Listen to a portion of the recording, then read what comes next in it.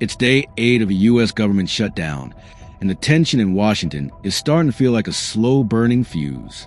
Lawmakers are still gridlocked, not just over how to reopen the government, but over a question that strikes at the heart of millions of households. Will federal workers receive back pay once this ends?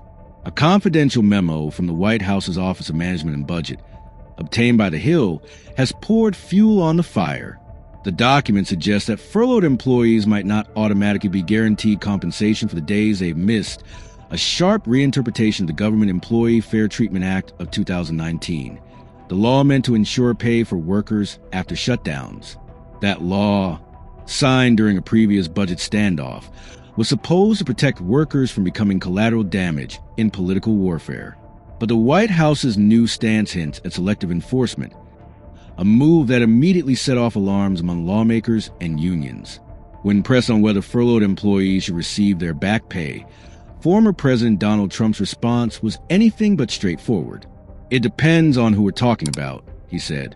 "Some people have been put in danger because of bad decisions from Democrats, but for the most part, we'll take care of our people. Some folks don't deserve to be taken care of. We'll handle them differently." The comment landed like a thunderclap across Washington. Critics called it an attempt to divide the federal workforce, while supporters argued it was a pragmatic distinction between essential and non-essential staff.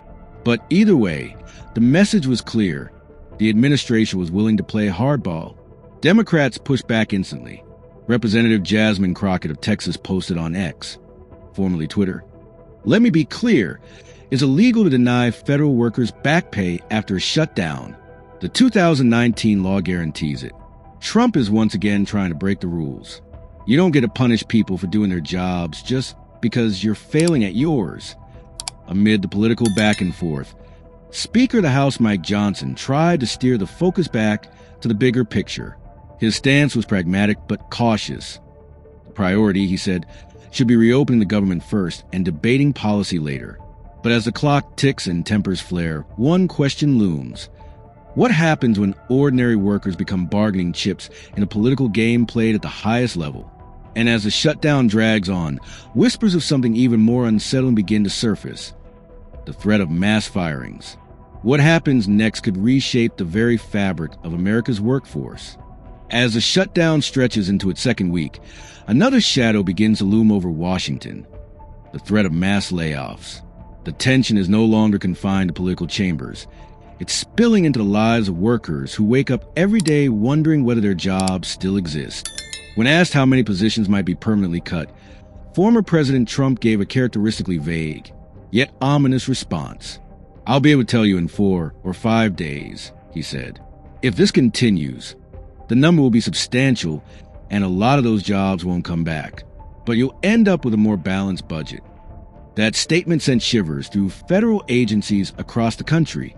For many, it wasn't just about paychecks or politics. It was about survival. Families are already tightening belts, facing rent deadlines, and watching grocery bills rise in an economy that refuses to cool off completely. Now, with the White House memo circulating and talk of reducing workforce excess, even the stability of government employment no longer feels guaranteed. Critics argue the administration is using American workers as pawns in a partisan chess match, maximizing political leverage by keeping livelihoods in limbo. Officials close to the matter reportedly told the Washington Post that the very purpose of releasing the memo was to maximize Republican leverage in the shutdown. It's a tactic that doesn't sit well with many, even among conservatives. One commentator put it bluntly. People are showing up honorably, some even working temporarily for free, waiting on delayed pay, and yet they're being turned into bargaining chips. Still, there's a competing narrative emerging from fiscal hawks. Some argue that the federal government has grown bloated, filled with inefficiencies that a reduction in force could help trim.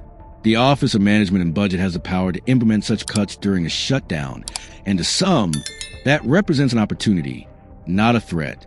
"I think there's a middle ground," one political analyst suggested.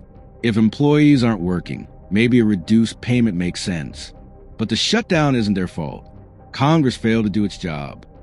As Washington debates percentages and policies, tens of thousands of federal workers remain in limbo. suspended between uncertainty and fear, waiting for someone to decide what their tomorrow looks like. But as both parties dig in deeper, another battle begins to brew. Not over jobs, but over perception. The fight for public opinion could determine who wins a political war and who takes the blame